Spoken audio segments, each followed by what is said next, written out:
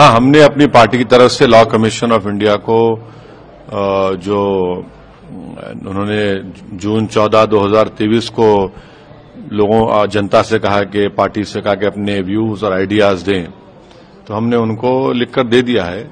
और हमने ये कहा है कि पहले तो लॉ कमीशन 22 लॉ कमीशन को ये बताना चाहिए था कि यूनिफॉर्म सिविल कोड क्या है, वो नहीं बताते। और उसमें उन्होंने कोई कंसल्टेशन पेपर नहीं दिया, 21वां लॉ कमीशन का दिया। तो और तीसरी बात यह है कि बड़ी ताजुब की बात, ताजुब ने बल्कि बड़ा कोइंसिडेंस है कि 2018 में भी मोदी जी ने शुरू कर दिया था, ये चुनाव आ रहे थे 19 के, अब 23 है, आप फिर ने शुरू कर दिया। तो ये बड़ी अफसोस की बात, ये तकलीफदेह बात है कि बीजेपी एक लॉ कमीशन को इस्तेमाल कर रही है अपने सियासी अगराज व मकासद को पूरे करने के लिए। बड़ी अफसोस की बात है। देश में समान नागरिक संहिता लागू करने को लेकर देश में बहस तेज हो गई है। यूसीसी को लेकर ऑल इंडिया मजलिस से इत्तेहादुल मुस्लिमीन AIMIM के नेता असदुद्दीन ओवैसी केंद्र की मोदी सरकार और बीजेपी पर लगातार हमलावर रुख अपनाए हुए हैं। अब ओवैसी ने यूसीसी पर विपक्षी दलों को भी घेरा है। उन्होंने कहा विपक्षी पार्टियों को खुद में और बीजेपी में फर्क दिखाना होगा। असदुद्दीन ओवैसी ने समाचार एजेंसी ANI से कहा, हमारी पार्टी यूसीसी का विरोध करेगी। यूसीसी के नाम पर बहुसंख्यक के मत को हमारे ऊपर थोपा जा रहा है। विपक्षी पार्टियों को लेकर उन्होंने कहा, अगर आप बीजेपी को हराना चाहते हैं तो आपको फर्क दिखाना होगा।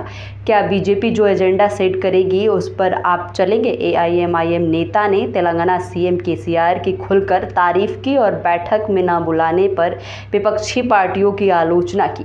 ओवैसी ने कहा, इन्होंने हमारे CM KCR को नहीं बुलाया, वो कोई मामूली आदमी है, वो सियासत के बड़े खिलाड़ी हैं। आगे सुनिए ओवैसी ने क्या कहा। आपने सवाल गलत आदमी से किया, फिर इसलिए कि बहैसियत मुस्लिम पर्सनल लॉ बोर्ड के मेंबर के मैं नहीं कह सकता पर्सनल लॉ बोर्ड के बारे में, क्योंकि हमारा 2 स्पोक्स पर्सन है, उनसे पूछना पड़ेगा आपको। अगर आप पूछना चाह रहे हैं कि as a member of AIMIM party and MP of AIMIM party क्या करेंगे, हम विरोध करेंगे, बिल्कुल विरोध करेंगे। देखिए, आप यूसीसी के नाम पर आप मेजॉरिटेरियन कम्युनिटी के मॉरल्स को हम पे इंपोज करना चाहेंगे, तो कैसे होगा बताइए? आपने हिंदू मैरिज एक्ट बना दिया हिंदू भाई बहनों के लिए। जो ट्राइबल्स हिंदू अपने आप, जो ट्राइबल्स आज भी अपना हिंदू मानते हैं, उनको आप हिंदू नहीं कर सक रहे, आप दूसरों को करने जाएंगे। उनको एक्सेप्शन दे दिया आपने। सपिंडा रिलेशनशिप है, पिताजी की तरफ से 7, मां की तरफ से 5, उसमें आपने कह दिया कि कस्टम होगा, कस्टमरी लॉ का एक्सेप्शन होगा। ये क्या है? अच्छा, स्पेशल मैरिज एक्ट आप बनाते हैं, वो तो सेकुलर लॉ मानते हैं ना, उसमें भी आपने प्रोहिबिटेड मैरिज लिस्ट डाल दी। अच्छा, 2 दिन बाद ऑल अपोजिशन मीटिंग होनी है बेंगलोर में, क्या आप उन लोगों से भी अपील करेंगे कि आपके इस मसले को? नहीं, अपील करने की जरूरत ही नहीं है। आप बीजेपी को हराना चाहते हैं ना 24 में, तो फर्क तो दिखाइए, फर्क तो दिखाइए। क्या आप जो बीजेपी एजेंडा सेट करेगी उसी पर चलेंगे? आप फर्क दिखाइए। अब मुझे नहीं मालूम कि वो लोग उस पर बात करेंगे नहीं करेंगे, मगर आपको तो फर्क दिखाना पड़ेगा ना।